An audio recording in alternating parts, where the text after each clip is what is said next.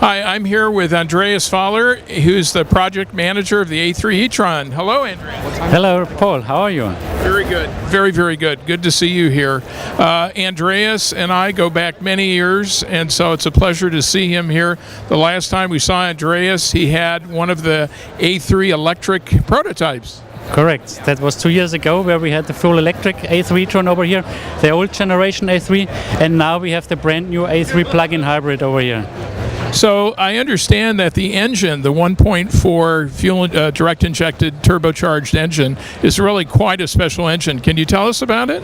Yeah, you have in a plug-in hybrid, you have very special requests to the engine. So it can happen that the engine is not running for quite a while, and when you're driving with about 80 miles per hour and you go in a kick-in, the engine has to rev up immediately. So there's a special performance necessary, so we put a special coating on the cylinder liner to make sure that the engine is very robust.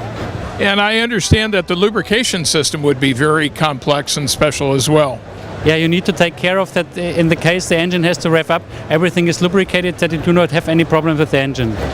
Tell us about the battery pack and the range that you can get on electric mode only. So we have a battery pack of 8.8 kilowatt hours. The battery is actually sitting underneath the rear seats, and you can get a range up to 50 kilometers on the European driving standard. What's the recharge time from empty to full? So if you use a regular wall box with 240 volts, it takes about 2 hours to recharge the battery from empty to full. Is the actual connector the same connector that, say, a Tesla uses or other electric cars? Are they standard?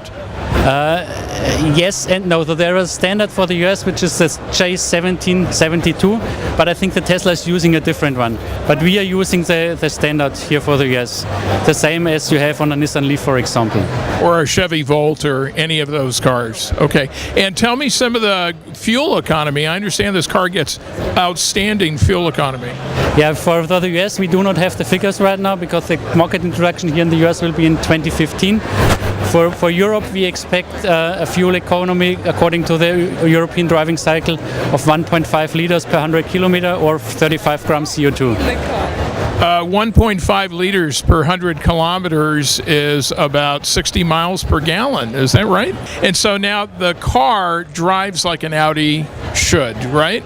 Yes, of course. It's a very sporty, very emotional car, as Mr. Hockenberg said. So it's fun to drive, and on the other hand, it's very fuel efficient.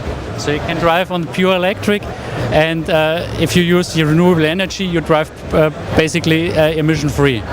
Now, with the batteries located so low in the chassis, the handling must be superb because the weight has a very low center of gravity. Yeah, yes, of course. So since the center of gravity is very low, it drives very sporty, very responsive, so it's really fun to drive.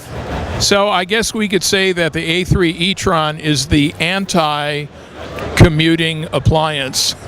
Yes, of course. So if you drive in urban areas like here in LA in regular traffic, you can drive on pure electric mode.